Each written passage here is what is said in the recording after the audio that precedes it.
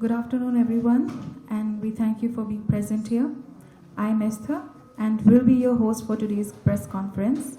And we gather today not in comfort, but with heavy hearts, and with a shared responsibility to remember, to listen, and to question. Before we begin, I request everyone present here to pause with us for a moment.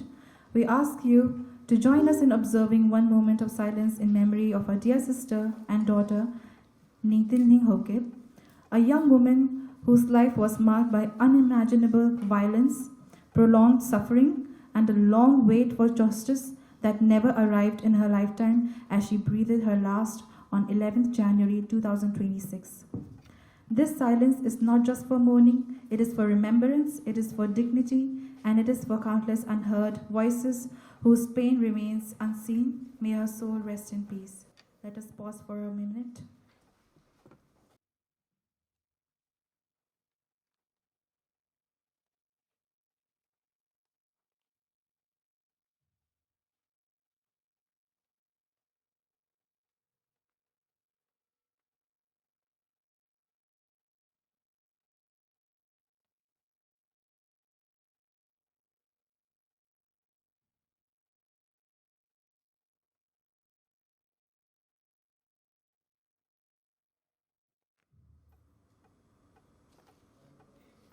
Thank you very much. Today I want to begin with a pause because some stories do not begin with noise, they begin with silence, the kind of silence that screams. We're not here for sensation, we're not here for headlines. We are here because a young woman's pain and the pain of countless others was ignored for far too long. And her name was Nengtinlhing Haokip. In May 2023, when violence tore Manipur apart, she was abducted from New Chekon at the age of 18. She endured trauma no human being should ever bear: sexual, physical, psychological, and lifelong. And yet, after surviving the violence, she was made to wait for justice, for answers, and for a system that kept saying, "Kal dekhenge." And today, when we speak of her, this is not just one woman's story. This is a question that stares at all of us. हम किस तरह की समाज बन चुके हैं जहां एक महिला हिंसा से तो बच गई लेकिन प्रतीक्षा से नहीं? Because this is not an isolated incident. It is a part of a larger, disturbing pattern of atrocities committed against Kuki-Zo women during the 2023 ongoing ethnic conflict. Women were attacked, violated, humiliated, and in case after case, justice never arrived. Even here, the CBI filed a charge sheet against Kesham Lanchanba Maite and Kesham Maringba Mangang, and yet on 2nd January 2026, both were granted bail for 30,000 each. Let that sink in. Years of trauma, a young life destroyed, a woman who carried her pain quietly, measured at 30,000.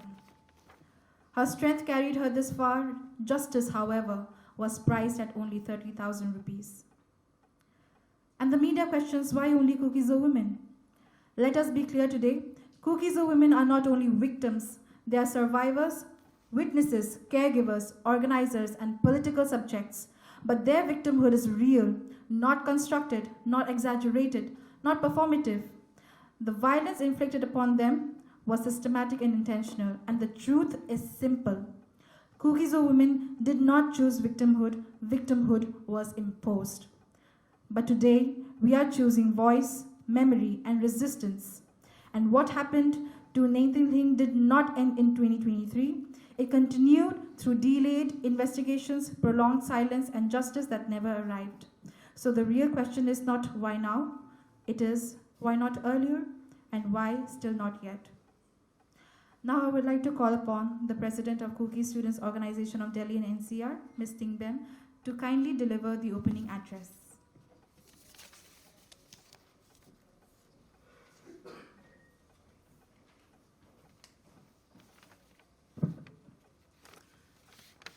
Very good afternoon to members of the media, respected panelists, representatives from civil societies, and friends. Thank you for joining us today at this press conference organized by the Kuki Students Organization, Delhi and NCR. We are here under deeply painful circumstances to speak about the death of a young Kuki-Zo woman who survived abduction, brutal gang rape during the Manipur violence in May 2023. But she succumbed to complications from her injuries on 11th January 2026. This was not a natural death nor an unrelated medical tragedy. It was the direct consequence of conflict-related sexual violence and the prolonged denial of justice. For nearly 3 years, despite repeated appeals, there was no effective investigation, no arrests, and no accountability. Justice was delayed until it was ultimately denied. This case is not an isolated one. It reflects a broader pattern of targeted violence, sexual crimes, displacement, and institutional neglect faced by the Kuki-Zo people since May 2023. Sexual violence in conflict is structural, and impunity allows it to continue. When survivors are denied justice, it is a failure not only of law but of conscience. As students and citizens, we believe silence is not an option.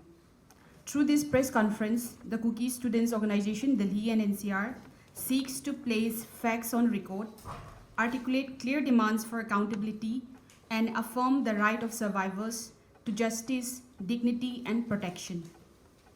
We are honored to be joined by our distinguished panel today, namely Dr. Nemthianngai Guite, professor from Jawaharlal Nehru University, Dr. Grace Guite Valte, Dr. Mary Grace Zou, she will be coming late due to prior engagements, and Miss Mercy Kipgen, who's a research scholar from Delhi University, and new Gladys Vaiphei Hunjan, social activist and advisor to the Kuki-Zo Women's Forum. Their academic and grassroots perspectives are crucial for this discussion. And lastly, let me be clear, this is first and foremost about justice, dignity, and the right to life. However, when governance fails repeatedly, when survivors are denied justice, and when entire communities remain unsafe, the demand for a separate administration becomes not a political choice, but a constitutional and moral necessity. Thank you.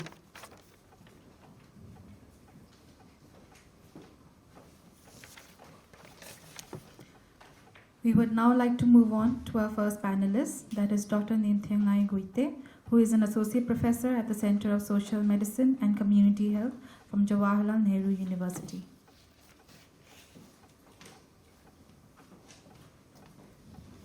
Thank you and good afternoon to all the members from Kuki Student Organization and also members from the press. As we have already stated that today we gathered here to amplify our voice through media. And we, the minorities, the Kuki-Zo Myanmar communities of Manipur, who has been a victim of the 2023 ethnic violence, which was structurally planned and committed by the majoritarian Meitei, and we have been facing one of the greatest casualty in the history of Manipur.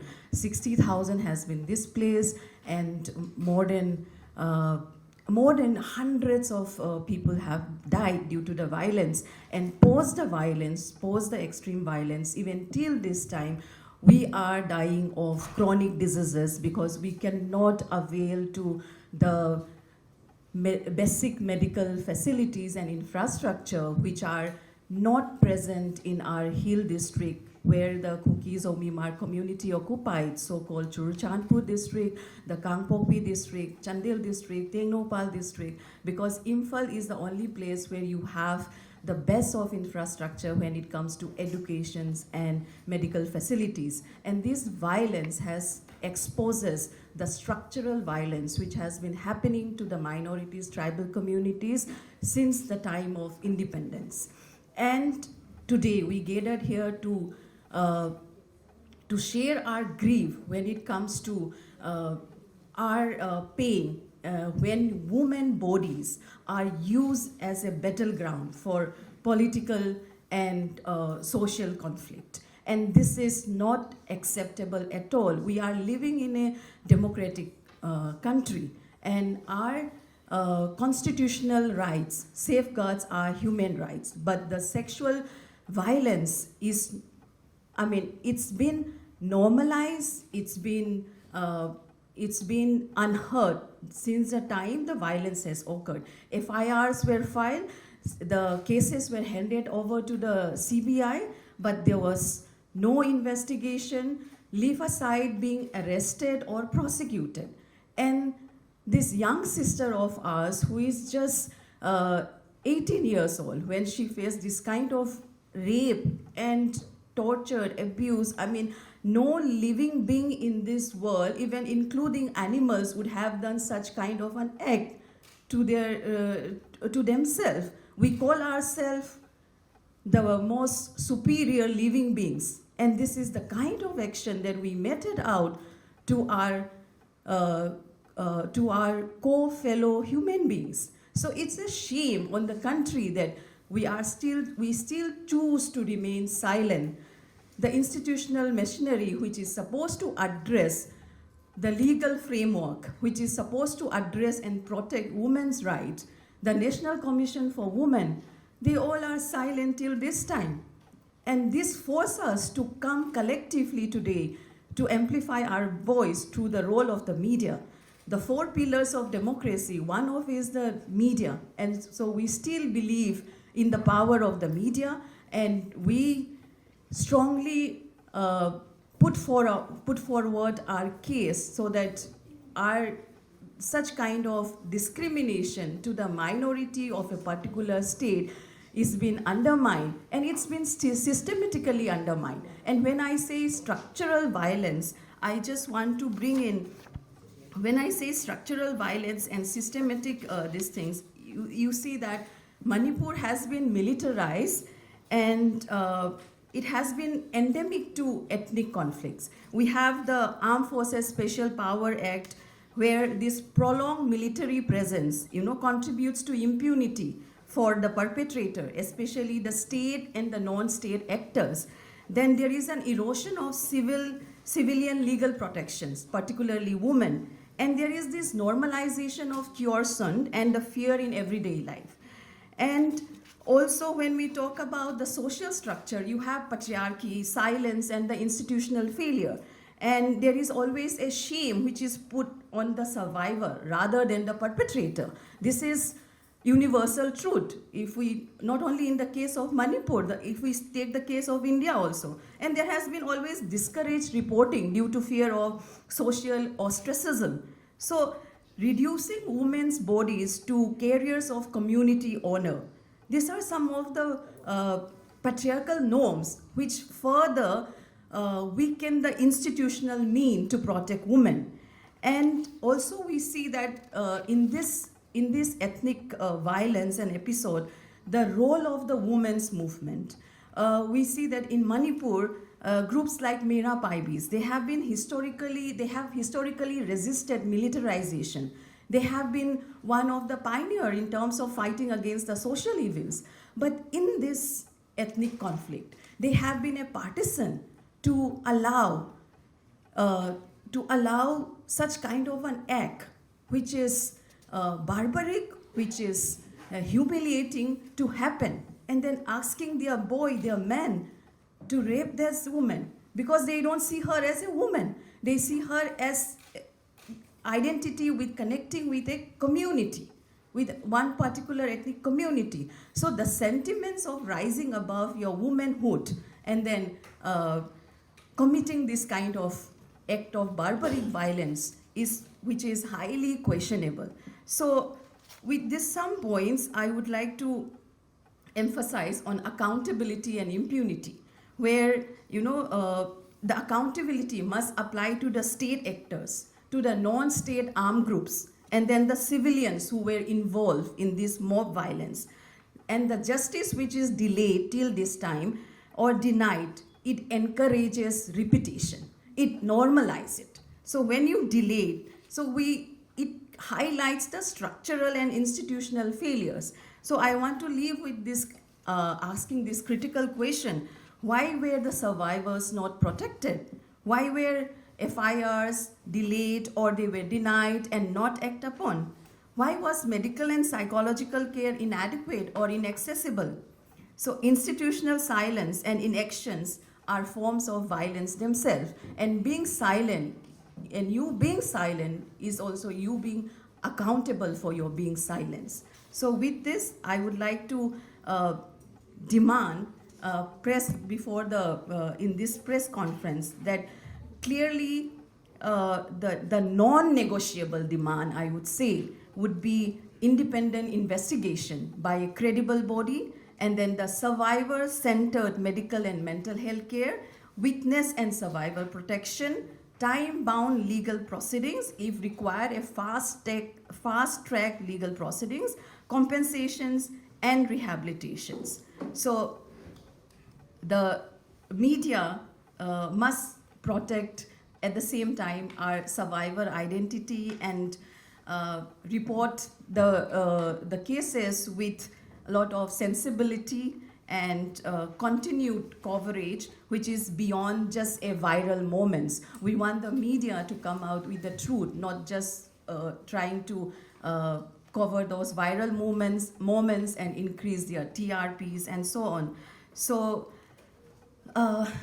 with a heavy heart, there is, I would say, there is no words to express the kind of experience which has been gone through not only by this girl, the family member, the parents. I myself, I'm a mother of a young teenage daughter.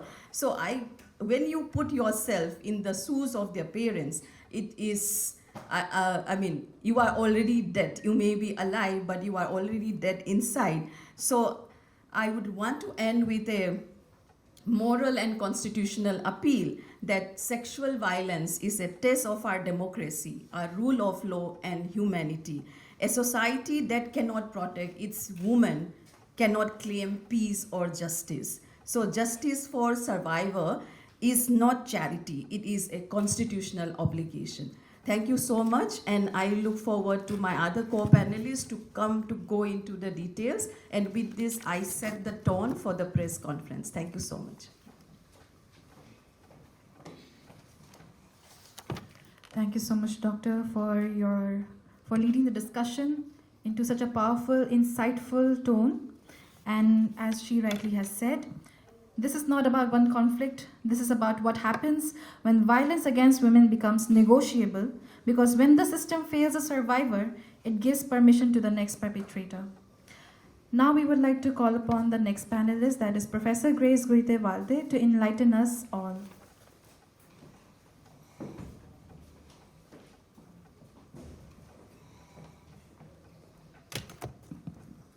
नमस्कार सबको।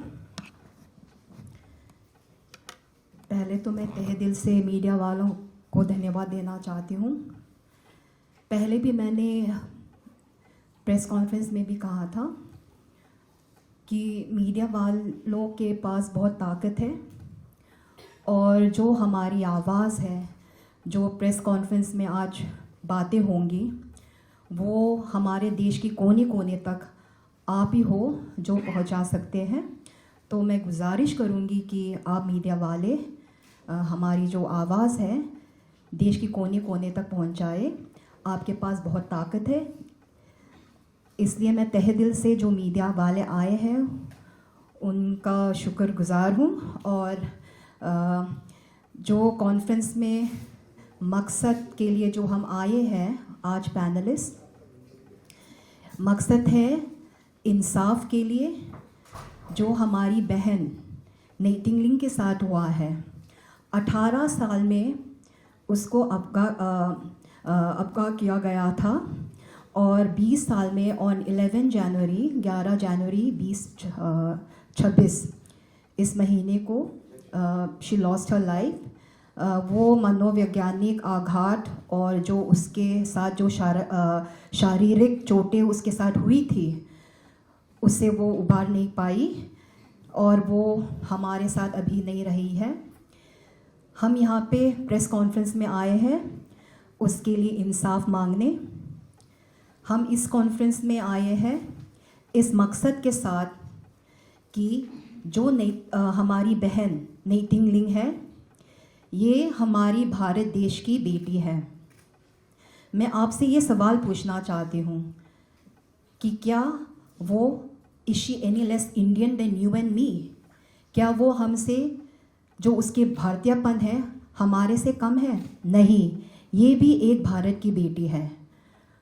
और मैं गुजारिश करूँगी सबसे कि जो इसके साथ हादसा हुआ है, इसके शी वॉज अबडक्टेड, इसके साथ बलात्कार हुआ, इतना अत्याचार हुआ है, मैं सोच भी नहीं सकती।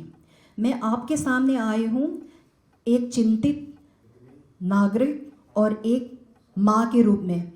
मेरे पास भी 2 बेटियाँ हैं और मैं ये सोच नहीं सकती कि इसके साथ क्या हुआ है। आप थोड़ा सोचिए, आँख बंद करके सोचिए। ये जो हुआ है इसके साथ, हमारी बहन नेइटिंगलिंग के साथ, आपकी बहन भी हो सकती है, आपकी बेटी भी हो सकती है। तो ये सोचिए कि इतना बुरा हाल, इतना जो अपराध हुआ है इसके साथ, इट इज़ अनइमेजिनेबल। हमारा प्रेस कॉन्फ्रेंस का मकसद है जो यौन हिंसा, सेक्सुअल वायलेंस हो रहा है हमारी कुकी-ज़ो मार महिलाओं के खिलाफ, जो होता आ रहा है, जो हो चुका है, इसका इम्पार्शियल जांच हो। There should be impartial an impartial bench to see the truth behind all this violence against our Kuki-Zo girls, our Kuki-Zo Mar women. और मैं ये बोलना चाहती हूँ कि जब ऐसा हिंसा होता है, जब यौन हिंसा होता है किसी औरत के खिलाफ, हमें समझना चाहिए कि एक कुकी-ज़ो मार महिला के साथ अगर ऐसा हिंसा होता है तो ये हमारे महान भारत देश के ऊपर धप्पा है। It is a blot in the face of our great country India. हमने तो पूरा मणिपुर सरकार के ऊपर जो विश्वास है हमारा तो उड़ गया है। इसलिए हम इस प्रेस कॉन्फ्रेंस में हम आए हैं। हमारे आदरणीय प्रधानमंत्री जी मोदी जी और हमारे आदरणीय गृह मंत्री अमित शाह जी को बोलने, उनसे गुजारिश करने कि हमारी जो बहन के साथ इतना बुरा अत्याचार हुआ है उसके लिए इंसाफ हमें चाहिए। जो यौन हिंसा होता चला आ रहा है, हो चुका है, जो अपराधी है उनको पकड़ा जाए और उनको पूरा गिरफ्तार किया जाए। ये हमारी प्रेस कॉन्फ्रेंस का आज का जो प्रेस कॉन्फ्रेंस का ये मकसद है। और मैं बोलना चाहती हूँ कि जब भी आप सोचो, एक इंसान के साथ जो 18 एक महिला के साथ इंसान, a human being was treated worse than an animal. 18 साल की थी when she was abducted. She passed away, गुजर गई वो 20 साल में 11 जनवरी 2026 को। She was raped by 3 armed men and she could not overcome the psychological trauma. She could not overcome the physical harm. She was treated in hospitals in Guwahati. She was treated in many hospitals but she could not survive and she succumbed to the injuries. मेरा ये सवाल है कि क्या ये हमारी भारत देश की बहन या बेटी नहीं है? She is very much an Indian. My question is, would you let this thing to happen to your daughter or to your sister or to your mother? We are no less Indian than any one of you present here. मैं ये बोलना चाहती हूँ कि media वालों से कि आप पूरे देश की कोने कोने पर ये बात पहुंचाए कि हम इस महान देश के नागरिक हैं, हम कोई विदेशी आतंकवादी नहीं है। हमारे जो ग्रैंड पेरेंट्स फोर फादर्स इस महान देश के स्वतंत्रता के लिए उन्होंने जान गंवाई है।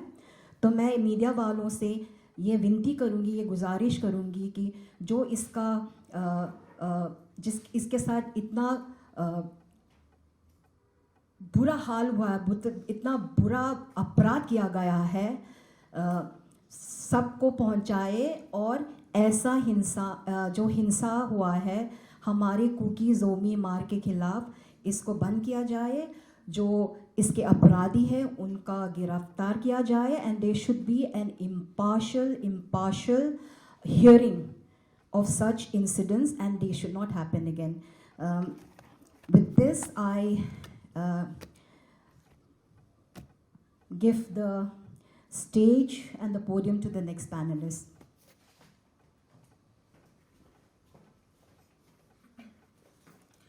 बहुत बहुत धन्यवाद प्रोफेसर ग्रेस का, क्योंकि आपके इन्हीं विचारों ने हमें यह सोचने में मजबूर कर दिया है कि सच को सुनना आसान है, लेकिन उसके साथ खड़ा होना साहस मांगता है। The next panelist we have is Gladys Vaiphei Hunjan, who is a social activist and the advisor to Kuki-Zo Women Forum, Delhi. She is actively involved in community initiatives, women's empowerment and grassroots advocacy, combining social engagement with creative enterprise.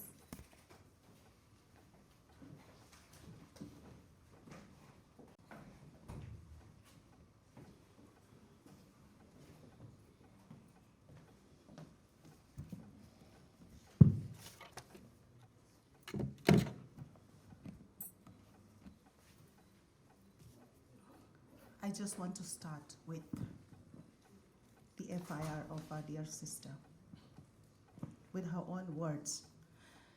She has written this FIR in front of the magistrate. In this, she mentioned the order of how she was sexually violated. She was caught by 4 men. After they took her to a place where she was physically abused, not just physically abused.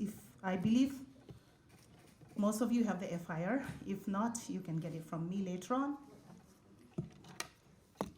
It's too painful to even read it, because when we say rape, it's so many degrees of rape. But in our sister's case, I will read some line of her FIR. You bear with me. She was taken with a man in armed, can't read much, okay. So the vehicle that was used to escort her was a colored Maruti Swift, purple color.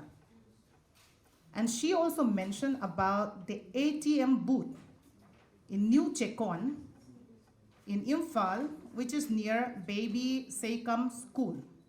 So the FIR clearly mentioned about the place, the color of the vehicle, and the location. Tell me in today's DNA, how many purple color will be in that area? The second vehicle is also mentioned and the third is also mentioned, which means she was taken from one place to another. I don't know how she got the strength to narrate the painful incident that happened to her. The men took turn to rape.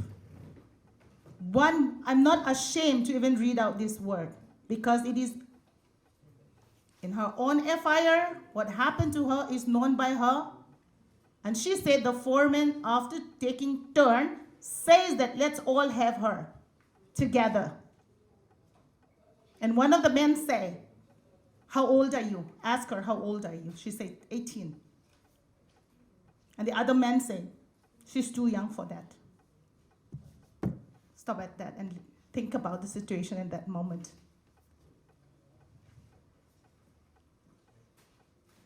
And then one of the men say, let's call Meira Paibi. This is not my word. This is her own word. Not only that, they also ask her, will you report to the police whatever we have done to you? And while asking all this, one of the men said that she's young, she's enjoyable. I spoke to her mom yesterday. I said, I'm sorry, I have to ask the story again and again. I know it's not easy. And her mom said, my daughter has suffered a lot. And 2.5 years of her in the hospital, none of the government officials visited her. The FIR was launched. It must have been kept in one file. Nobody took it up. And her mom said, my daughter wants justice. And I asked her, in the form of what? So I said, my daughter has paid the highest price. And I don't want anybody, any young girl to go through what she went through. And she said, these are her mom's words, never under the Métis radical in the valley. And you have seen the grandmother's word also, that her grandmother says that my grandchild was such a young girl, so promising, only 18, don't know anything about this world, and she has went through this. I want justice. You and I, at the voice of her, she's no longer here. Her FIR speaks a lot more than what I just read. There's more to it. And I'm sure it's beyond the word of this FIR. I'm sure the suffering is beyond that. Having said that, I have a list of all the women who suffer Manipur violence. All the women. And in this, I highlighted it. Shot, murdered, raped, assaulted, lynched, dragged out, paraded naked, made video. The video went all over the world. If you and I keep silent today, this is going to continue. Manipur is not normal today. Most media move on in life. Many of us move on in life busy with our own work. But Manipur today, there's a separation between the Kuki-Zo and the Métis, done by them only, the militia. We were living like friends and family in Imphal Valley. We were happily having friendship with all of them. And all of a sudden they attack us. They chase us out like animals. All of us. In few days' time, they clear all the valley. How can this happen? Not known by the state government. How can all this continue for 6 days and wipe out every Kuki-Zo in the valley based on 3 wrong narratives? How can everyone, the officers, the doctors, the engineers, people working in the government sectors and businessmen of the Kuki-Zo are defamed as poppy planter? None of them are farmer in the valley. None of them cross the border from Burma to come into India. All these 3 wrong narratives continue till today. If you look at the social media, any Métis, their tweet against us shows the hatred that's planted by them is so vast that we can never, ever live together. Today, if I have to go home, I have not been home for 1 year because the journey that takes only 1.5 hours or 2 hours maximum to Imphal airport at the valley, we couldn't take it. Today it takes about 3 days to reach our home. Recently, a 2 carpenter trying to earn a living in Dimapur. From Churachandpur to go to Dimapur, it took them 9 days. This is the reality. Apart from raping of women, apart from suffering of the pregnant ladies, apart from suffering of all this socio-economic life, we are neglected to the core. So neglected that we can't even go home. There's no road to go home. 3 days ago, the only road that we dig with our own hand through the jungle was blocked. Just next to Kangpokpi. All the vehicles from Churachandpur stopped just before Kangpokpi. They had to return back to Churachandpur. And then from there, the nearest train station is Sairang in Mizoram, which takes 12 hours to reach there. From Sairang, you have to go to Lumding, that is in Assam. After Lumding, you have to take another train to reach Dimapur, Nagaland. That was the story of the two carpenter who want to earn a living in Dimapur. Why everyone is so quiet and silent of this suffering? And many people say, why don't you just forget and move on and form a popular government and, find a solution? Can we ever go back? Aren't we not afraid of our life being to be molested and raped again? We escape with our own life. Today, the only solution, I am telling you, the only solution is not to keep the Vaiphei and the Kuki-Zo together under the same administration. Otherwise, all what we have right now, our own life, will also be taken away. Education is compromised. Some of our schools' marks have been altered under Manipur Board of Secondary Education. One premium colleges that run all throughout these years with such a beautiful marks. Whereas all the marks were altered and some of them get 4 marks in their own mother tongue. Education is compromised. The ST job and the state government will not go to Kuki-Zo anymore. Think about the future. Our sister, Spirit, is crying in her own FIR. She said, I'm not ashamed to say that I was raped by Arambai Tengol. These are her words. And now some of the people are saying Kuki-Zo only want to be a victim. Tell me, is it good to be a victim, not able to go home for 1 year? If our relatives are being, if some of us, like even Lam Num Them, the air hostess who died in the plane crash, her dead body could not enter Imphal Valley. The Vaiphei nicely declared that bring her home the body. Who will clear there in Imphal? The parent cannot enter Imphal Valley. Who will clear that, the human remain? Some of us, if our loved one died over there, we bury without seeing them. We cannot say goodbye to them. Some of us, our relatives, our grandmother, our old people are buried in Imphal Valley. Every year we would like to go back to the tomb, cry and pray along with them. We cannot do that anymore. It's not just rape. It is not like, ethnic violence. It is not the ethnic violence. It is ethnic cleansing. Otherwise, how can they cleanse all of us in the valley in just 6 days? See, we are limited with words. We're not politicians. We're not social activists, professional, or someone who can speak beautiful words pleasing to the media. We can only say our suffering. Most of the groceries and everything are above MRP. Medicine, we have to send some medicine from Delhi because we don't have enough medicine. The suffering is too much. Today, if you and I keep quiet, the rape will happen. Every time we cross path, killing will happen. Every time we meet each other, it's not going to happen. Life is not going to go back with them.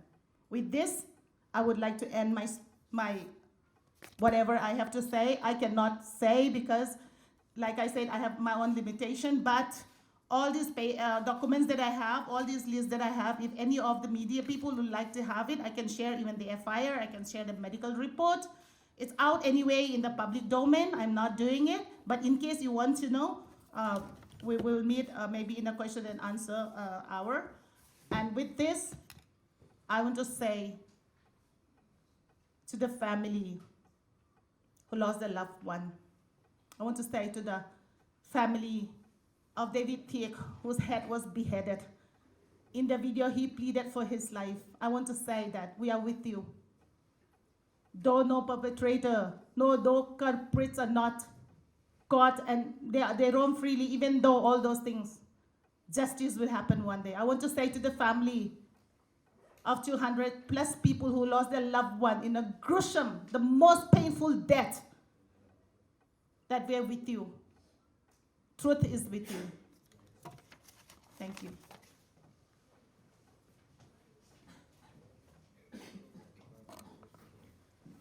Thank you so much, Ms. Gladys, for your powerful and deeply moving speech. For your words have reminded why this conference matters. Because what has humanity come to? A country that promises dignity to women but cannot protect them. A system that knows how to register files but forgets how to move them. A society where survivors must prove their pain. So today, let us say this clearly, that we remember, we question, and we refuse to forget. The next panelist here is Miss Mercy Kipgen, who is a research scholar from Delhi University.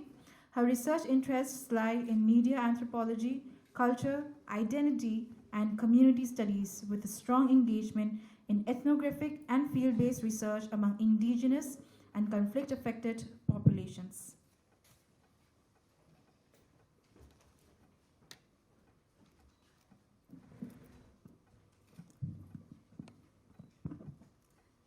Hello everyone. My panelists have actually already narrated what we have been so far for the past 3 years. My speech will be intermix of Hindi and English, so I hope you'll stand with me throughout because it's been really, really tiring and it has been a very emotional journey for all of us. So आज यहाँ उपस्थित सभी पत्रकार साथियों, नागरिकों, समाज के प्रतिनिधियों और इस विषय को गंभीरता से सुनने आए आप सभी का हार्दिक धन्यवाद, क्योंकि आपका यहाँ होना इस बात का संकेत है कि इस देश में अभी भी न्याय और मानवीय गरिमा के लिए संवेदना जीवित है। और जैसे मैंने शुरू में कहा, मैं ऋण हूँ, मन से भी और आत्मा से भी, और फिर भी आज मैं यहाँ खड़ी हूँ स्वयं से यहाँ कहते हुए कि जीवन में और भी अनेक आवश्यक कार्य होंगे, लेकिन इन सबसे पहले मैं इस देश की बेटी हूँ और इस देश की एक स्त्री हूँ, और इस सभी संभावित भविष्य से पहले सत्य का सामना करना आवश्यक होता है। हमारी माताओं ने, केवल कुकी-जो माताओं ने नहीं बल्कि हर देश की माताओं ने, एक्सेप्ट मेरा 5-20 माताएं को छोड़ के, इन्होंने हमें सिखाया है हौसला। जब स्वर कांपे तब भी उसे दबाया नहीं जाना चाहिए। ज़रूरत की घड़ी में यदि केवल एक कटोरी नमक ही हो तब भी एक दूसरे के लिए खड़ा होना इंसानियत है। हमारी संस्कृति संपूर्ण नहीं है, किंतु उसने हमें मनुष्यता सिखाई है, और इसी कारण आज हम सभी किसी बाध्यता से नहीं बल्कि एक गहरे संबंध के कारण उपस्थित हैं, जो स्मृति, वेदना और पारस्परिक कर्तव्य से बुना गया है। 3 मई 2023 का वहाँ आघात और मेरे लोगों की वहाँ लंबी पीड़ा, अविश्वास के संघर्ष का और फिर न्याय एवं उपचार की प्रार्थना तक हमें अब लगभग 3 वर्षों तक निकल के आए हैं। इस यात्रा की कल्पना कोई भी महसूस नहीं कर सकता।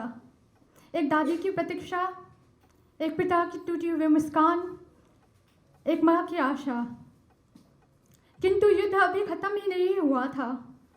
अपने सभी परिणाम प्रकट नहीं किए थे उसने, क्योंकि आज हमारी बहन की मृत्यु ने समय की दीवारों को भेदते हुए हमें पुनः स्मरण कराया कि भारत की धरती पर न्याय प्रायः मृग तृष्ण के समान प्रतीत होता है। हमें दूर से तो दिखाई देता है, श्रद्धा से हम उसे पुकारते हैं, किंतु प्रत्येक कदम के साथ और दूर खिंचता चला जाता है। फिर भी हम कुकी-जो जनजातियाँ विश्वास के साथ आगे चलते रहते हैं। सबसे पहले मैं यहाँ कहना चाहूँगी कि she was just 18 years old on May 2023 when that incident happened to her, and she died on 10 January 2026.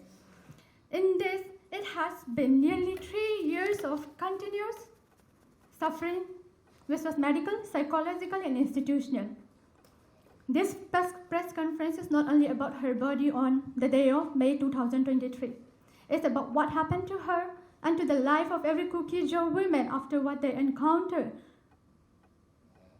and what failed to happen in the years that follow. यहाँ प्रेस कॉन्फ्रेंस केवल इस बारे में नहीं है कि 15 मई 2023 के एक दिन उसके शरीर के साथ क्या हुआ था, और यहाँ केवल उसकी कहानी नहीं है, यहाँ हर उस कुकी-जो स्त्री की कहानी है जिसने इस हिंसा के आघात को सहा, जिसकी पीड़ा अक्सर अनकही रह गई और जिसकी आवाज़ अब भी न्याय की प्रतीक्षा में है। Her survival in that hours, in the first hour, was not because the system intervened, it was because an ordinary citizen, an auto rickshaw driver, chose humanity and rushed to save her. The act did indeed save her, but it never saved her future. She died without seeing justice. Please note that. Let me be clear. Rape does not only destroy the body, it produces social death, a rupture in belonging, safety, and dignity. This is why, not just about the Kuki-Zo women, it's about every woman in India, in the world, that when this social death happened, we speak about rebuilding our home, our space, our safe, and then recognition, and we fight for the recognition and humanity being of women. I want to here, as I stand today, I want to speak about how her death must be understood not as an isolated medical event, but as a trauma-induced death rooted in sexual violence, led by the Vaiphei and the Arambai Tangle and the state of Manipur itself. In her case, trauma was not singular, it was layered and cumulative. There was the original act of sexual violence, there were severe and prolonged physical injuries, there were repeated hospitalization and infection, and there was the prolonged absence of justice. Let me be precise. We are not saying that trauma was the sole cause of her death. Medicine does not work that way. What evidence allows us to say is this, that trauma was a significant contributing factor. It accelerated her decline. It weakened her resistance. It eroded the possibility of recovery. In that sense, her death is not only a tragedy, it is a verdict. A verdict on sexual violence left unaddressed, a verdict on justice delayed, a verdict on what happened when brutality is followed by neglect. She did not simply die, she was worn down. The exhaustion was not medical or psychological alone. As her grandmother has said, food could no longer feed her soul. यहाँ श्रीनिता केवल चिकित्सा या मानसिक नहीं थी. उसकी दादी ने वहाँ शब्द कहे जो हम अक्सर कह नहीं पाते, कि अब अन्न उसके शरीर के साथ साथ उसकी आत्मा को भी स्तन नहीं कर सका. दीर्घकालिक आघात यही करता है, वह भीतर से जीवन को भूखा छोड़ देता है. This brings us to the central question we ask today, carefully and honestly. Can her death be understood separately from the trauma she endured and the justice that never arrived? Medical science, trauma science, and physical health evidence tell us the answer is no. क्या उसकी मृत्यु को उस आघात से अलग समझा जा सकता है जिससे उसने सहा? उसे न्याय से अलग और सभी पहुंचा जो न्याय कभी उसे नहीं पहुंचा. चिकित्सा विज्ञान, आघात अध्ययन और जन स्वास्थ्य के प्रमाण हमें यहाँ जवाब मिलता है कि इसके लिए कोई जवाब नहीं है. I would like to bring a tree-rich research that discusses on the reading of how trauma can induce that. For decades, we may all know that trauma was spoken as something psychological, something invisible, and something that could be willed with time. Modern medicine no longer treats trauma as something abstract or psychological alone. Trauma arising from sexual violence is now understood as a condition that enters the body, altering immune system, disrupting hormonal balance, and weakening long-term physical resilience. Large population-based studies and meta-analysis make one fact unmistakably clear, is that individuals living with long-term post-traumatic stress disorder face a significantly higher risk premature death than the general population. This is not language of emotion that I'm speaking here. This is the language of medicine and science that I have studied. Sexual violence in particular is one of the strongest predictors of long-term physical and psychological deterioration. Its consequences do not end with survival. Research shows that they extend into chronic illness, recurrent infection, severe depression, and long-term medical vulnerability, not only through suicide, but through bodies gradually weakened by the prolonged state. In this case, trauma was not a common, it was a condition. It continued in hospital wards. It continued through repeated infection and medical decline. It continued in courtroom, where justice did not move. And it continued in every unanswered year that told her body and mind that safety had not been restored. And we must confront what is too often less spoken, as our Dr. Guite has stated, institutional failure. Research has shown that when institutions delay and it remains silent or withdraw responsibility, trauma does not heal, it deepens. The harm compounds, the body deteriorates, the survivor is forced to endure alone. और अंत में सहनशीलता को महिमंडित नहीं किया जाना चाहिए जब वह प्रतिज्ञा से जन्म ले। मैं फिर से दोहराती हूँ। और अंत में सहनशीलता और महिमंडित नहीं किया जाना चाहिए जब वह प्रतिज्ञा से जन्म ले। जब किसी को अकेला छोड़ दिया जाए और वही उसकी सहनशीलता बन जाए तो उससे वीरता कहना उचित नहीं है। न्याय के बिना जीवित रहना उपचार नहीं है, वह केवल लंबा थका देने वाला दुख है। उसकी मृत्यु केवल एक व्यक्तिगत क्षति नहीं है, यहाँ एक सार्वजनिक उत्तरदायित्व है।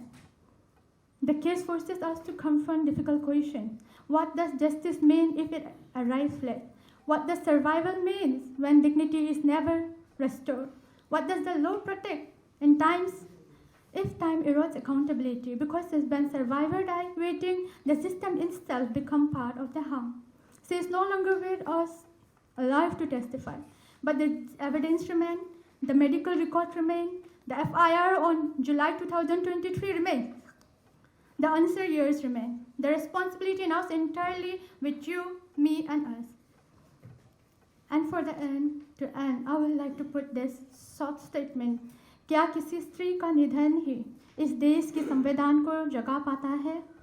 क्या स्त्री का निधन ही इस देश के संविधान को जगा पाता है?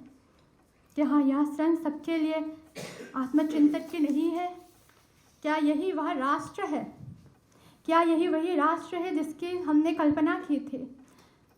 हम बार बार देवियों के स्मरण करते हैं, नारी शक्ति की बात करते हैं, दिव्य अस्तित्व के आधार करते हैं और अपने अनुष्ठानों, प्रार्थनाओं और परंपराओं में स्त्री के सम्मान की बात करते हैं।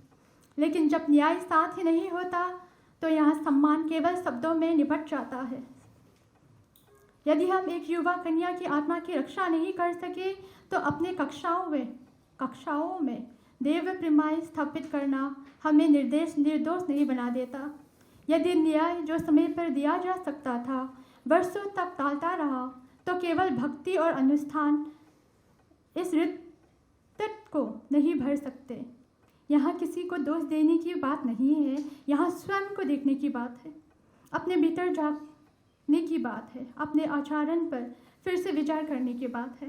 क्योंकि न्याय के बिना उपासना अपने अर्थ खो देती है और कर्तव्य के बिना आस्था केवल एक सानुपूर्ति बनकर रह जाती है। Her death is not only a personal tragedy, it's a public reckoning. Her fight has ended or has not. Thank you so much.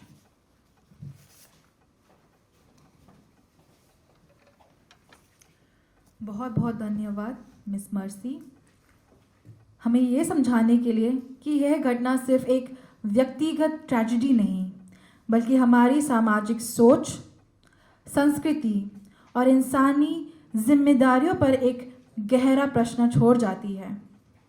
आपके विचारों ने हमें यह समझने के अवसर दिया है कि जब समाज चुप रहता है तब दर्द सिर्फ व्यक्ति का नहीं रहता, वो पूरी पीढ़ी पर अपना निशान छोड़ देती है। And last but not the least, we would like to move on to Dr. Mary Grace Zou, who was the former convener of the Kuki-Zo Women's Forum Delhi. She has been deeply involved in advocacy, leadership, and community mobilization, particularly focusing on women's rights, ethnic identity, and socio-political issues affecting the Kuki-Zo community.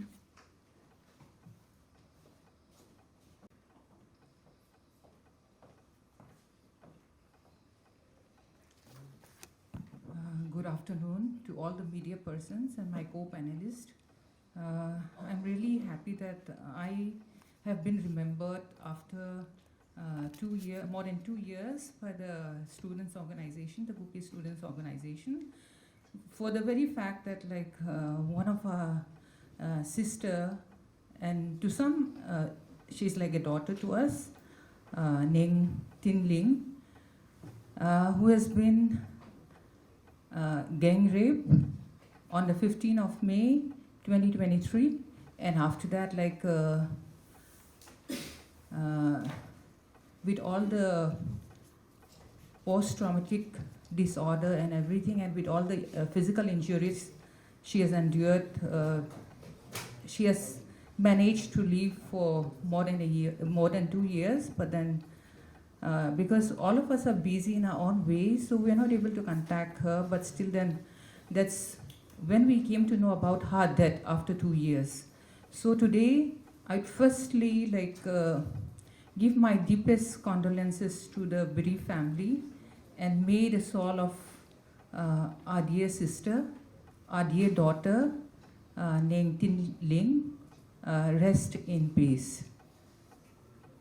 Today, my question is, in fact, to tell you frankly, since since most of us have been involved for this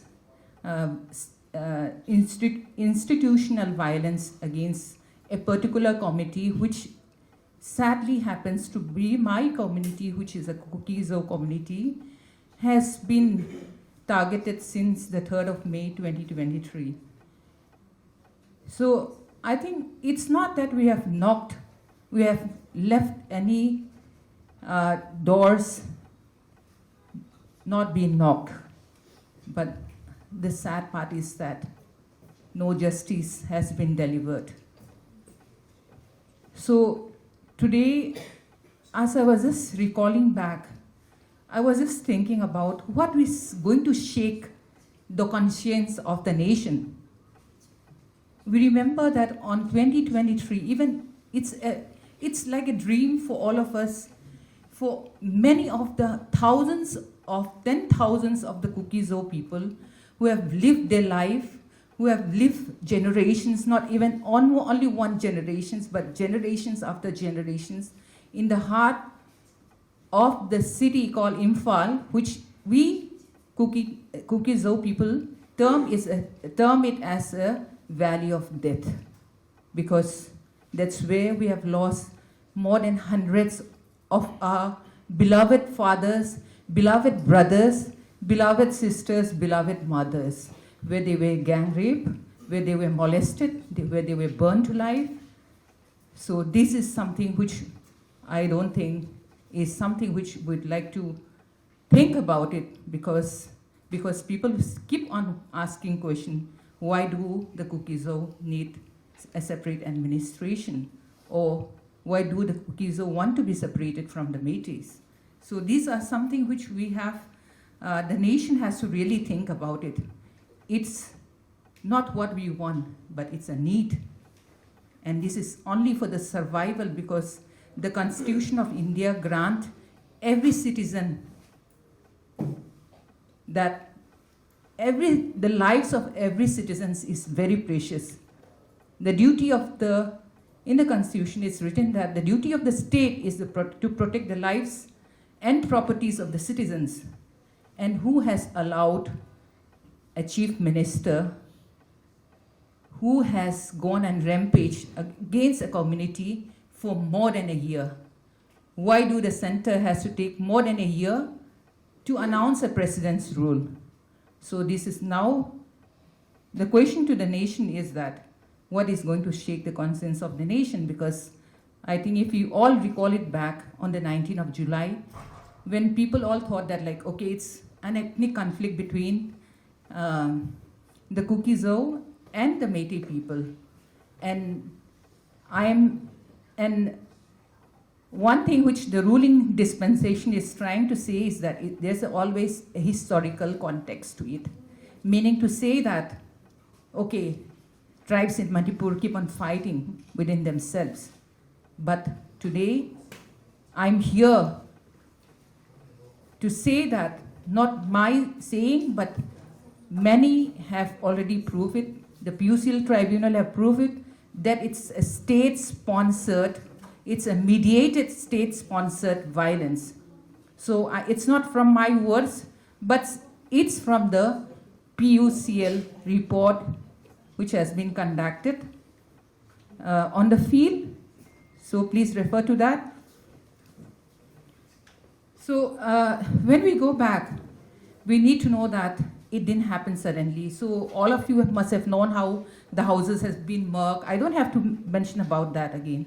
But can you imagine 60,000 people displaced from their settlement in a state, a small state, where there are just 3.5 million people living there in one small state? Who is to be blamed for that? Who has allowed the chief minister to do that? So these are things which is really disturbing me.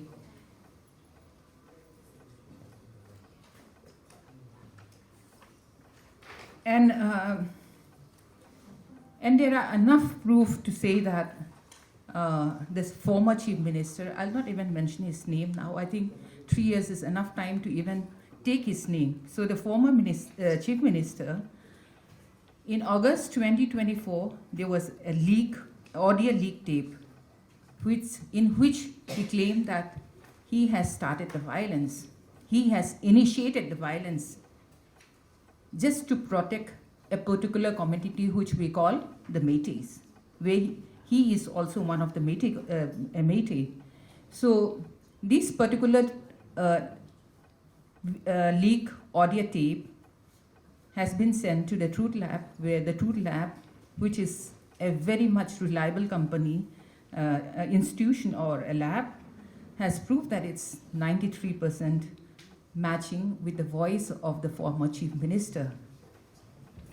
But 2024, 2025, we are now in 2026. Why did the Supreme Court drag on? So, what's happened to the judiciary? What's happened to the wheels of our democracy? Is it standing still that the people have to pay the price for all this?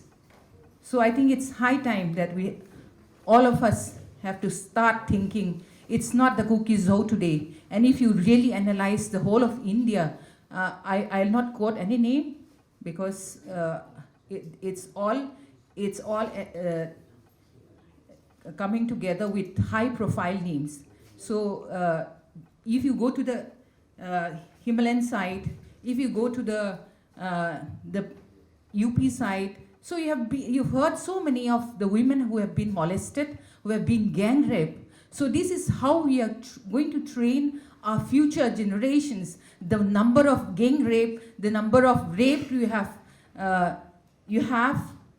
committed is going to qualify you to be one of the tallest leader. So this is something we have to think about it. So this is not my saying, but when you really see about it. So I'm really scared about it because today it could be any one of us, our children.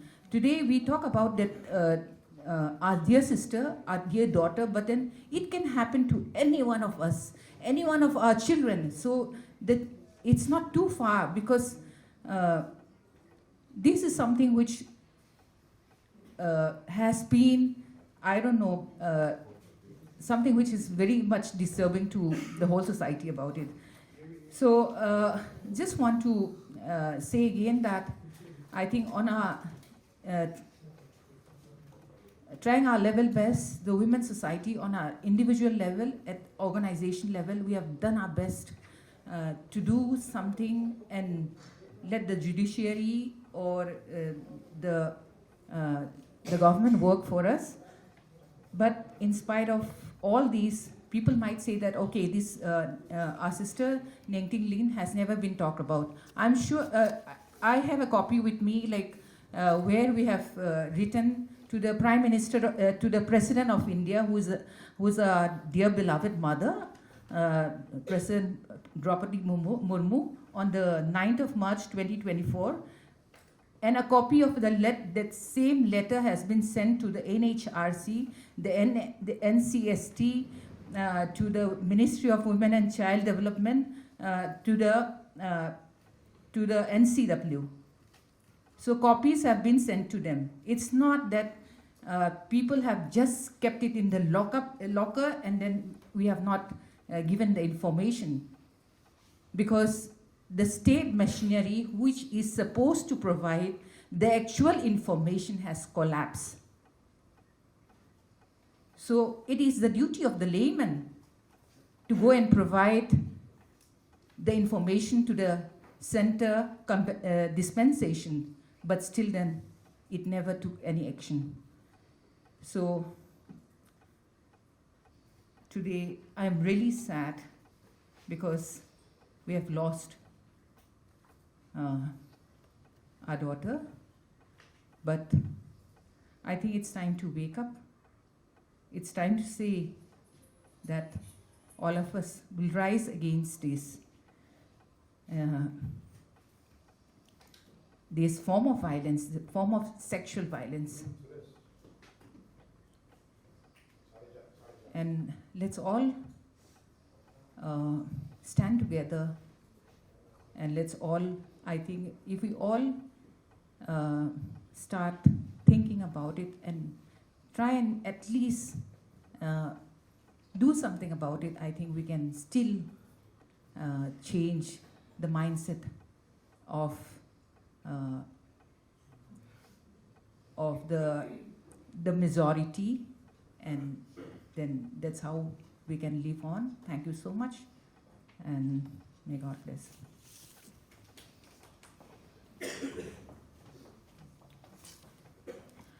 Thank you so much, Dr. Mary, for your powerful reflections. Your words have laid bare not only the suffering endured and the courage shown in a year-long struggle, but also the deep injustice of a system that has failed to deliver justice. They remind us that behind every tragedy is not only personal loss, but also a collective responsibility to demand accountability, challenge indifference, and ensure that such atrocities are neither ignored nor repeated. We will now present a video message from the grandmother of the victim. In her voice lies the weight of loss that no statistic can capture. A reminder that behind every case is a family forever changed. As we watch, let us bear witness to the heart-wrenching pain of a grandmother who was forced to see her granddaughter subjected to an inhuman cruelty no family should ever have to endure. We urge everyone to watch with an open heart and deep compassion.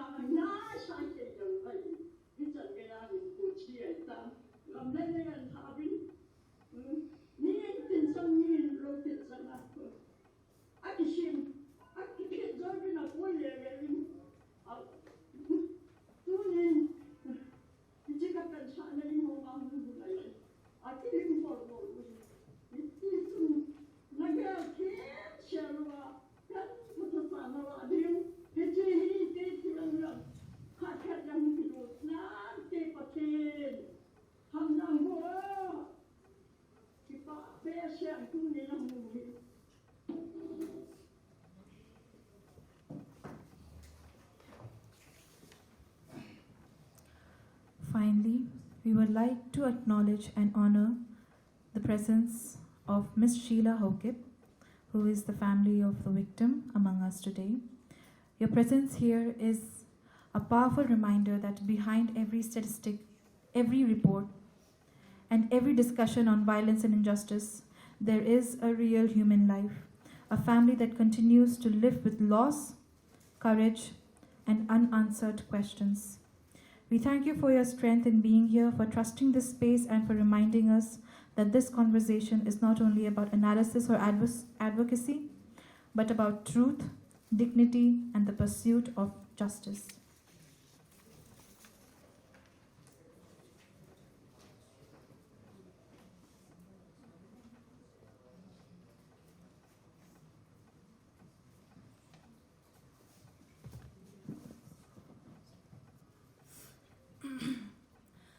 We, the heartbroken family of Miss Nengtinlhing Haokip, announce the immense passing of her beloved daughter and sister on January 11, 3 p.m. 2026. Nengtinlhing Haokip was born on 2nd February 2024 at Infald, and she was 18 years old when her life and her bright future was stolen from her. She was not just merely a victim, but her bright future.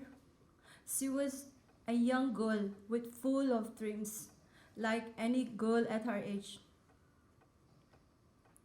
She used to talk about her dreams, her determination, her goals. She was a very joyful young child.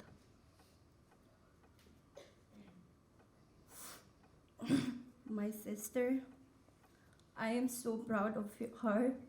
The whole family was so proud of her. Although she was just 18 years old, she was a very independent young girl.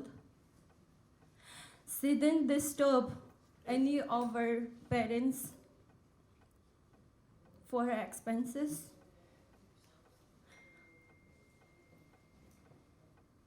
Indeed, she helped our parents in money sometimes, and she was very, very helping sister.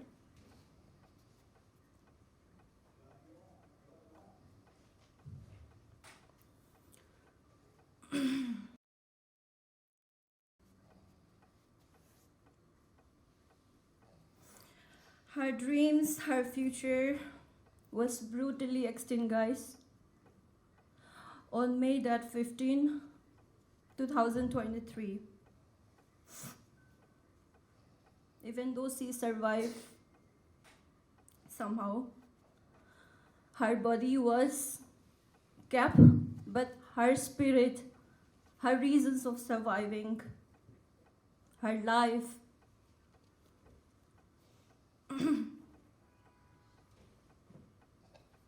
her goals, everything was murdered.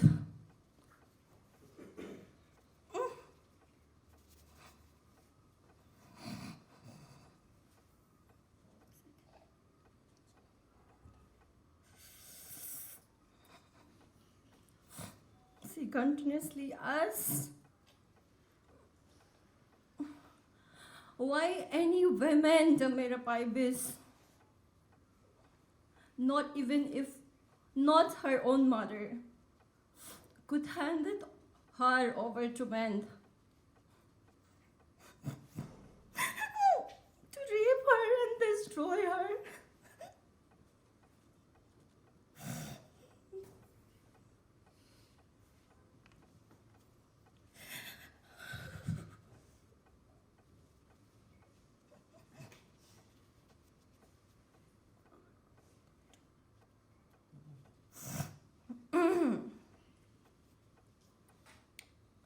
And she would ask, why am I surviving? What's the reason of living? Why am I living? There is not a single night she slept without trauma.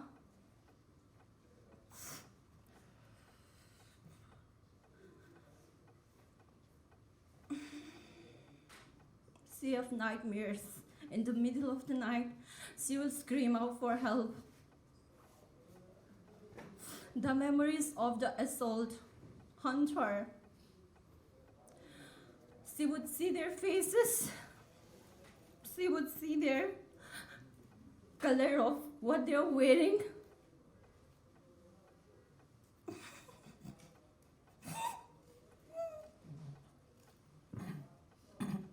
Until her last breath, she was crying for justice. Nobody could give her justice till today.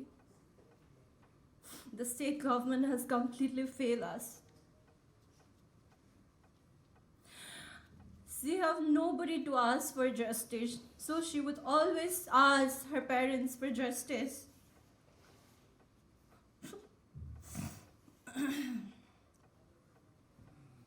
She was already isolated from her friends.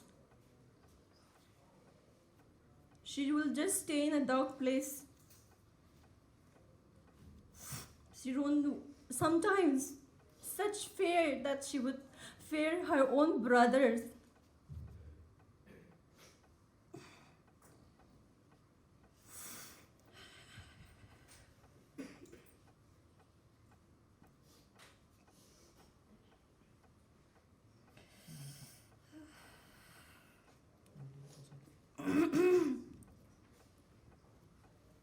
For all this over 2 years,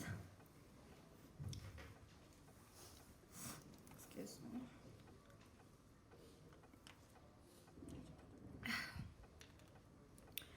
She was bedridden.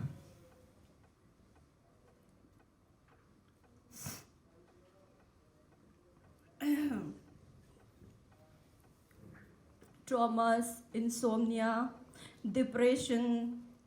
This was her daily routine. Whenever she see white boleros passing through her, her body will just get numb, and she will just cry out for help.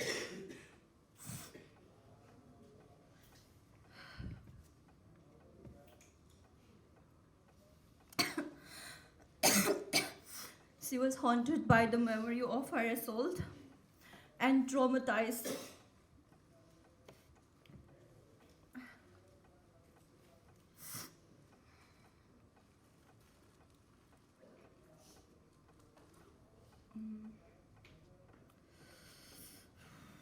She refused food. We have to force her to eat food.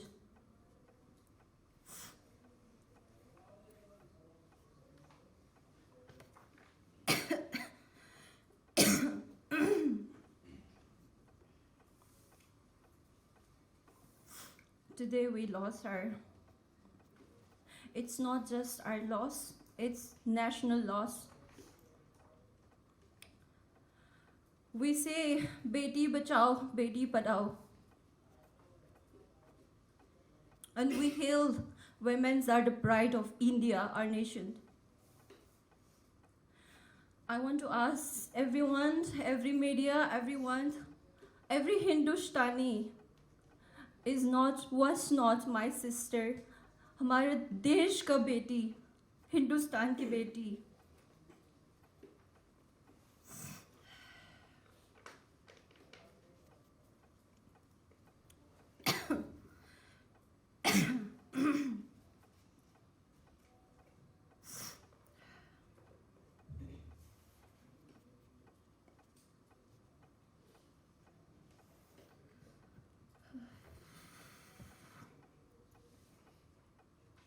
Today we ask the government of India, every leaders, how many more daughters do we need to lose more? How many more daughters must we lose to get justice?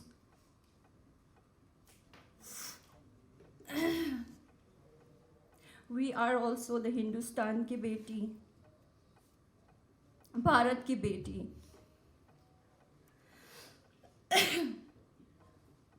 We do not just mourn for my sister, Nengtinlhing Haokip.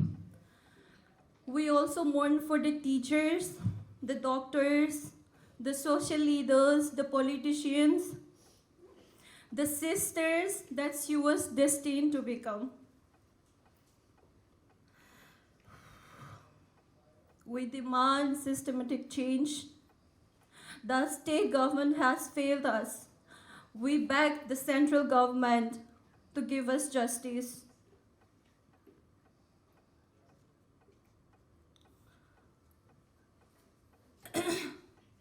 Today we will fight for Nengtinlhing Haokip, as she herself fought for justice till her last breath. Even on December 2025, she once asked her mom, I have given my statement, I have done the FIR. Till today, why is nobody giving me justice? Why am I not hearing about all those inhuman arrests?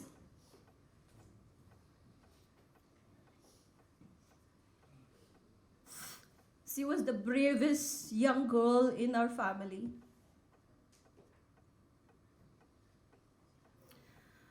Today her voice has been silenced,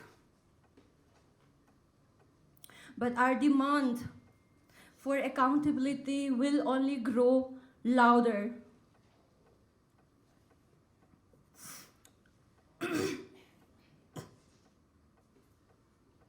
Lastly, I would like to conclude by requesting privacy and respect as we navigate the immeasurable grief. Thank you from the family of Nengtinlhing Haokip.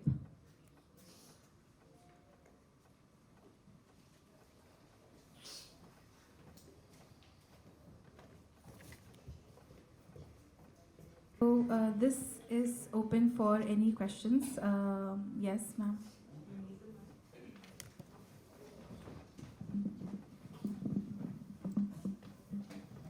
Thank you. This is Nikita from Up2 Media. I want to basically ask, even now more than 2 years, there are so many victims, that the people in relief camps, we're hearing even their deaths because of staying in relief camps, they're suffering and they have died. This case is another example of what's happening. I want to know your opinion on the silence of the Indian government in this matter. So much has happened. No statement. There's no rush to courts. And also, I want to basically want to ask what you have to say about government silence, and also, do you expect anything from the courts?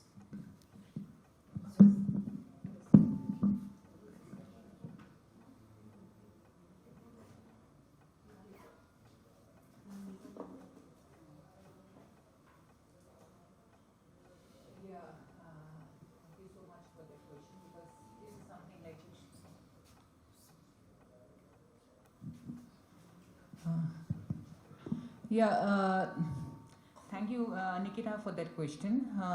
In fact, this is something which everybody is feeling about the relief camps which are still there, operating there. And then we have heard about I'm not able to tell about the Métis side, except which we find it in the thing. But then from our side, many of the people have been somehow rehabilitated in some of the villages and all, but still then there are quite many of them who are not able to, don't have the courage, because I feel that it needs quite a lot of courage to move out and try and sustain on your own, because it's so much of a trauma. So I think that is something which is happening, because you can't imagine living in a relief camp where you have to share rooms with other people when you don't have privacy. I'm sure nobody who can afford it will definitely not choose to stay in a relief camp. So that's one thing. And we have heard about many deaths which may be due to some trauma and maybe lack of proper nutrition.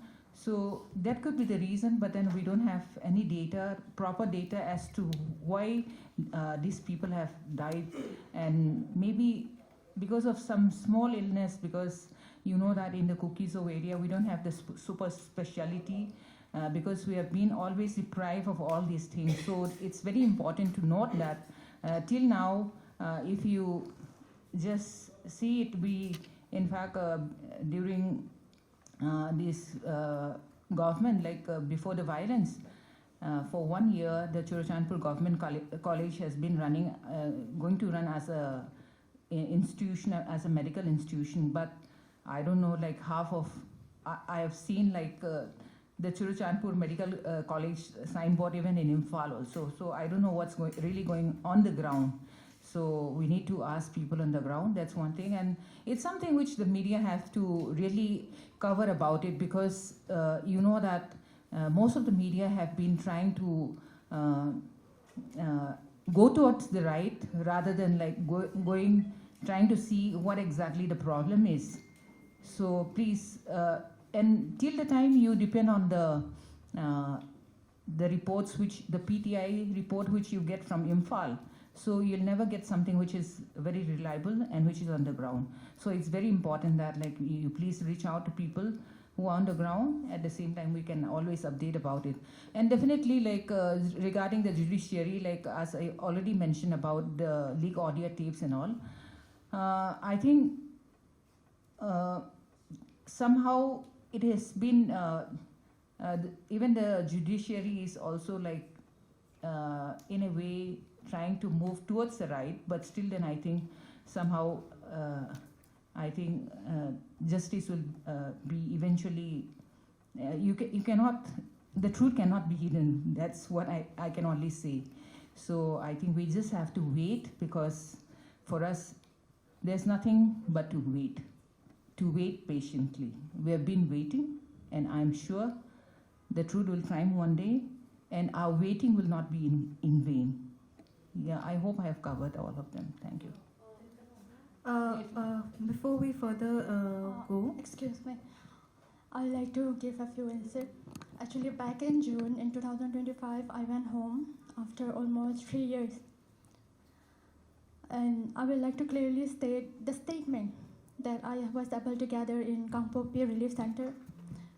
Most of the families and the parents are uprooted. And there was a grandma who mentioned how she does miss her home, because that was where she got married, her husband died, her children grew up. But I told her, have you ever thought that you will have to go back to a Meitei-dominated area? So she said, I may have lost everything, I have memory with me. And until unless the government grant us what we are demanding, she doesn't mind staying in the relief camp. Because when she was uprooted, it was because the state government and the central government failed her. They have been there since before independence of India.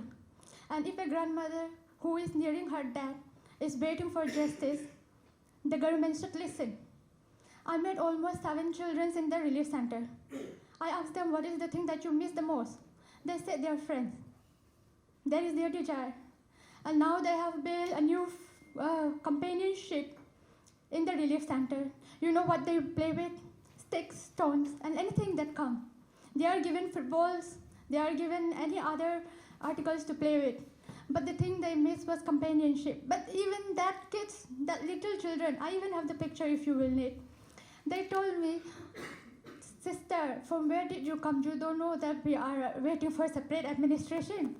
And my brain stuck right there, and then that kids, just 5 years, who are so young, are waiting for separate administration. It's not something small to be considered anymore. That the government should not think about compensating. And if there is some corruption going on, take the courage to usurp it. Bring justice to those kids, those parents, those grandmas who are waiting for. So that will be what I would like to say. I think there are a number of FIRs that's been filed and no big results. That also shows the central government has to shape up. I would like to say that. And when we look at the video, the evidence, the picture of the perpetrator, it's not hard to figure out who they are. But till now, the question is how many are behind bar? How many got bail and what amount? Is the Kuki-Zo life so cheap? Heinous crime are committed. Right from day one, we've been shouting, submitting memorandum after, even day before yesterday, the Kuki-Zo forum went and submitted a memorandum. I mean, I'm sure it is like in lakhs now. We have done our part. It is the duty of our great nation, the second largest democracy in the world, to see whatever FIR was filed, whatever, it's dragging on too long. And I think the system has to quick and take utmost importance to the situation. Before, just one more line. Nikita, in the beginning, there was this mention of how the perpetrators who had abducted and raped our dear sister, they were arrested, 2 of them, but they have been, they are on bail for rupees 30,000 each. So that is why the state government, as mentioned before by my other co-panelists, have completely failed us, which is why, coming to your question about the union government, we are here in the capital city of India, हमारे महान भारत देश के राजधानी में, to ask for justice from our center government.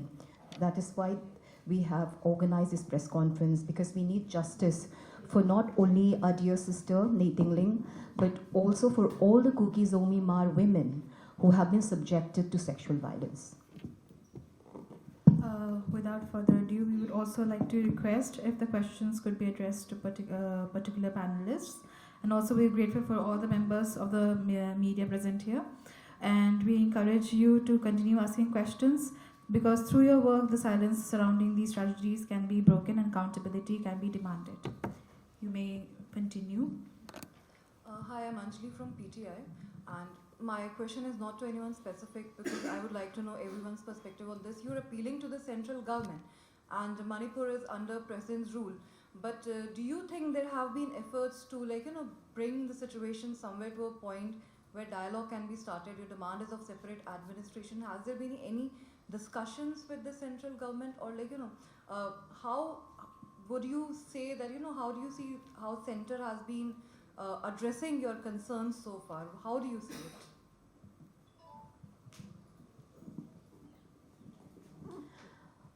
The Government of India interlocutor, Mr. A.K. Mishra, has been having dialogue with the Sioux groups, and dialogue is going on. So, chal raha hai. So this is what I would like to say. Hi, myself Gautam Devroy, representing ETV Bharat. The press release I have in my hand is issued by Kuki Students Organisation. So can I ask the General Secretary of KSO to respond to my queries? Yes. Yes, he's here. Okay.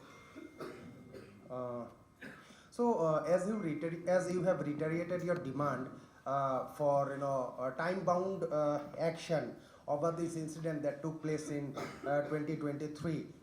In spite it's more than 2.5 years past, the perpetrators are moving scot-free. So what do you think, who are responsible for this inactive action? Is it the state administration or the central government? Number one. Number two, you have said in your press release for a separate administration with legislature. Amid this fact that talks are on for forming the next government by February. So will you support the new government even if your demand for a separate administration is not fulfilled?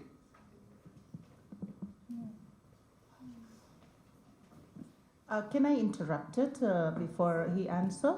The question you want the General Secretary to answer, actually we all the panelists are sitting here representing KSO over here, and if I may be allowed to answer to those questions.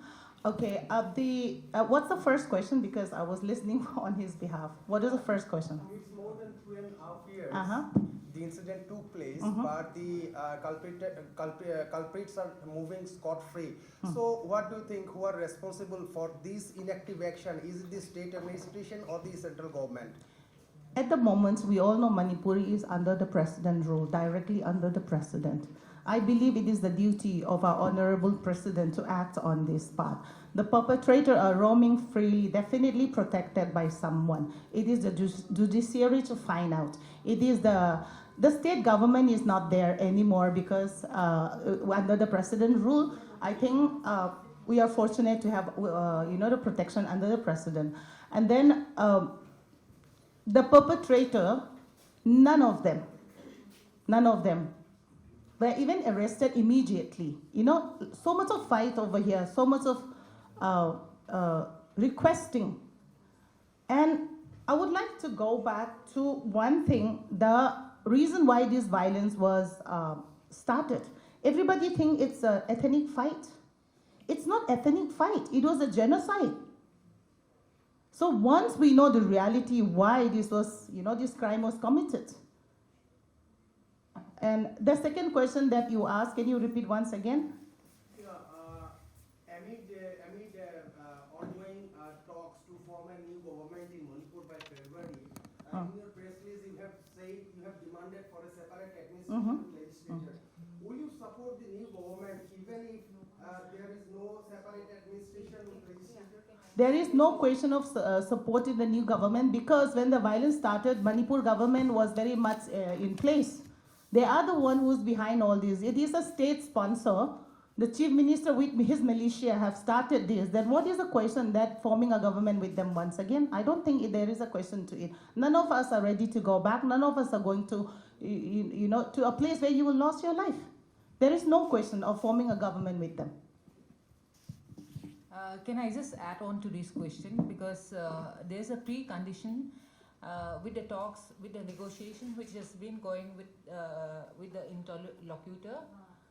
So there's a precondition in case of popular government formation, which has to be clearly read as, in case the central government is willing to form a popular government, the state as well as the center has to give in writing that separate administration will be given to the Kuki-Zos.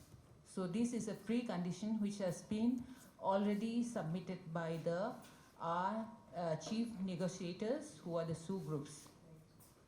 So is it clear?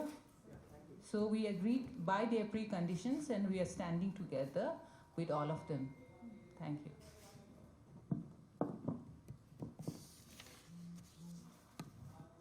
Can we move on to the next question? Is there anyone who is here with a query?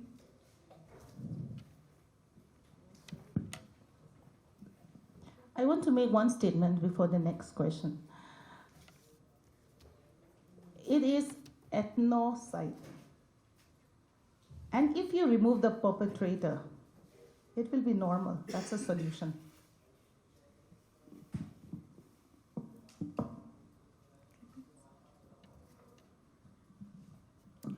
So the Kuki-Zo community feels deeply affected by the atrocities faced by our beloved sister Nengtinlhing. So there are sit-in protests all over the places and we would like to present some clippets of it. As you can see, the community is deeply moved, deeply affected. And not only the community but also the nation, as it arises the question, are women, are the daughters of India safe in their own motherland, in their own country, amidst their own people and amidst the leaders that they have chosen today? I think I saw a hand raised at the back, sir.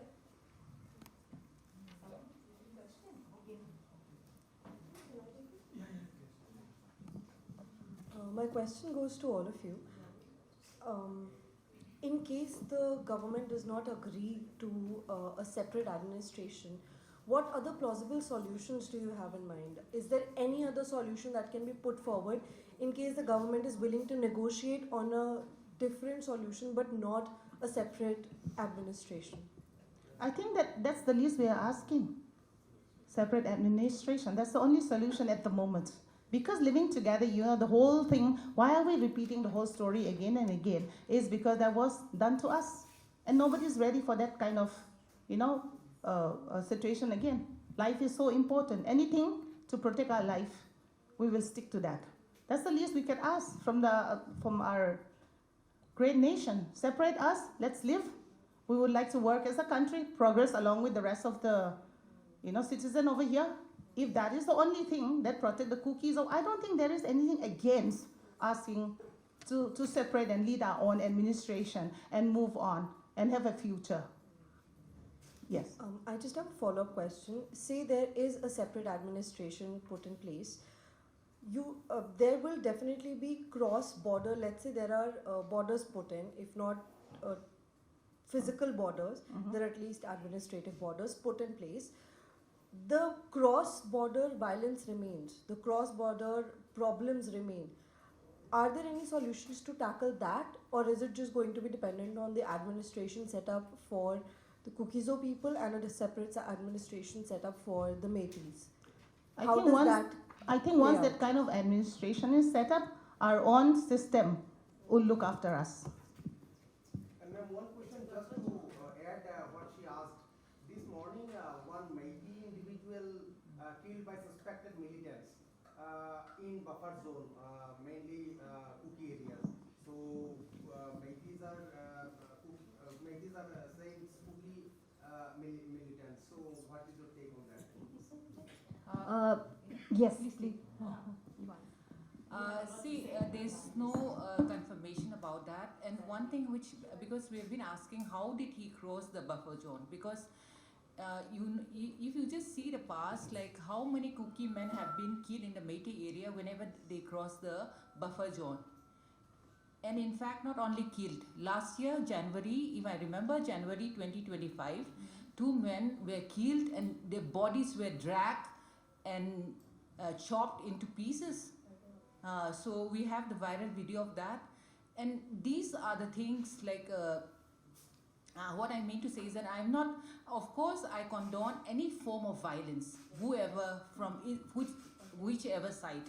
But just to remind you that, see, this is, my fear is that when no justice is served, then what happens? People take law into their hands. So I don't know who has taken law into their hands. But my only question is, what people are really surprised is that how come these Métis men, which has 8 security, you have to cross 8 security borders, like fencing. So how did he cross that place? So this is a question, because I am saying that we the Kuki-Zo are very innocent people. Maybe we have learned something for the past 2.5 years now, how to play, maybe like how the dramas have been played. But so we have known that from the beginning, the false propaganda and everything. So I really fear that it's not again another drama which is being played by the Métis. The Métis, that's what I can say. If you look at the video clearly, there is no confirmation that it is done by the Kuki because it's muted. That's very suspicious about it. Why was the video muted? And then after that, where's the body right now?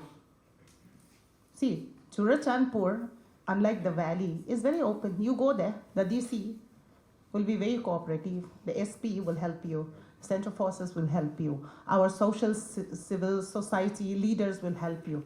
My big question is, first, who took the video? Second, why was it muted? Third, where is the dead body? Fourth, who are taking up these cases? See, these are social media kind of video that's circulated. The Métis are so far very good in blaming the Kuki. We have seen in the past incident. So until things are clear, I think let's wait and see who is doing what and who is circulating this kind of hate video. Because every time any incident happens with the Kuki, they form that kind of thing to draw away from the real attention. Since our sister incident have surfaced again, Manipur has come up to the national attention. Could be, I'm not sure. So we have to be very careful at this juncture. We are there, and then like my panelists say that to come to Churachandpur, you have to cross how many security checks? You yourself, outside Manipur, you have to apply for inner line permit. It is not like you cross and come and mingle, life is back again. It's not like that. The buffer zone that we call itself is half a kilometer empty space. So let's get to the real truth first, and then we will come back with another answer. And the real truth is that even the MP of Inner Manipur, Bimol Koizam, he couldn't cross the buffer zone. So I don't know what special advantage this person has that he can cross the buffer zone. So this is the real situation on the ground. I am not saying that I really do feel that there shouldn't be any bloodshed anymore, but still then something has to come up. The center has to wake up. The governments have to wake up. I would like to add to all the media that, see, when the violence started in the 3rd of May, it was one of the viral claim that the Kuki raped women, and that escalated the violence. So in this manner, many things happened. False information and violation of your freedoms of rights, just because you think you can hold a smartphone and speak about it. So let's be very wise when we bring these kinds of incident in front of us or to the other party as well, because not everything you see in WhatsApp or in social medias are always true. And we need to be very, very mindful that with the Kuki-Zo peoples, whenever we come up with something, we come up with evidence. There has been always evidence, and sometimes it comes from the enemy itself too. So my request to all the media is that please be mindful when you bring up these kinds of information to us. Thank you so much. I also would like to particularly to you, that so many Kuki-Zo incidents happen. The video that went viral, you didn't ask that questions about the family that went on a marriage party that was abducted and killed. You didn't ask about that questions. The Vaiphei was beheaded and killed. You didn't ask that question. This incident, which is not even proven, you pick up this topic. I was a little, kind of feeling not weird exactly, but I want to know your intention in asking that, because we, the Kuki-Zo, have lost all our homes in the valley. All our churches have burned down. 60,000 people are homeless. 200 plus have lost our life. That include innocent baby to the senior citizen of mentally retarded. But you didn't ask any question.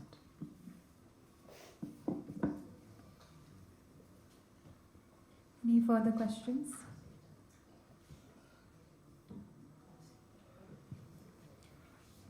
If not, then we will be moving to the last segment.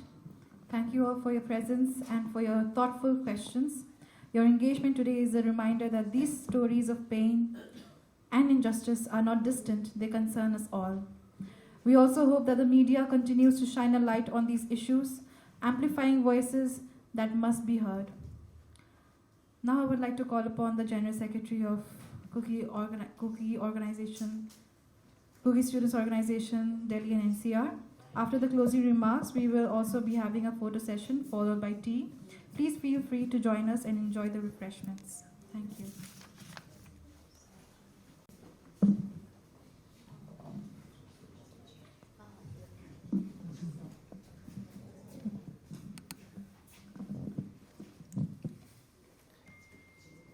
I'm happy to steer. Hello, check. I'm happy to steer once again. I would like to thank each of you, respected panelists and members of the civil societies, as well as friends and well-wishers who have been part of our press conference from the start till now.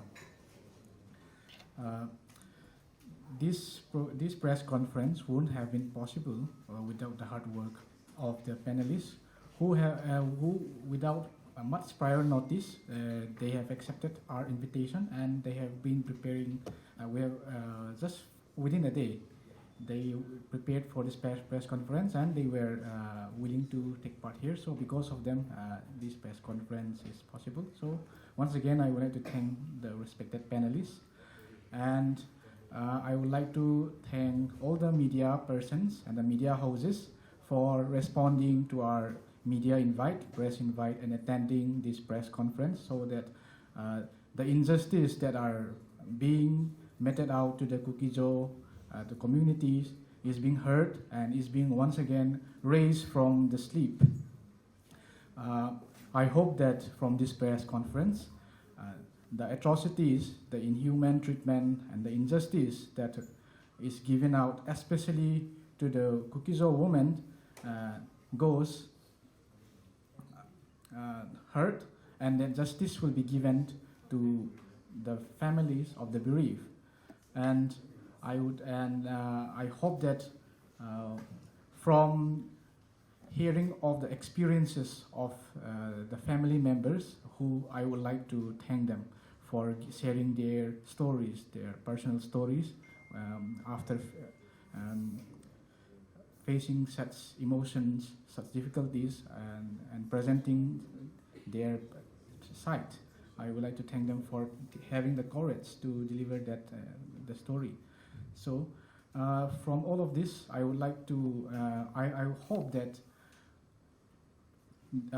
the media person as well as the whole national, the whole nation is clear that such atrocities have been given to the Kuki-Zo communities, and that it is impossible for us to live peacefully together, such as the recent incident that was highlighted, that are a clear sign that even if there is a sort of a lull, a sort of a disguised peace, peace is not really there. So for a long-lasting peaceful solution, I would like to reiterate the demands of not only the Kuki Student Organisation Nengtinlhing, I would like to reiterate the demand of the Kuki-Zo community all over India, that we want a separate administration with Union Territory Legislature, and so that we may live peacefully amongst each other once again.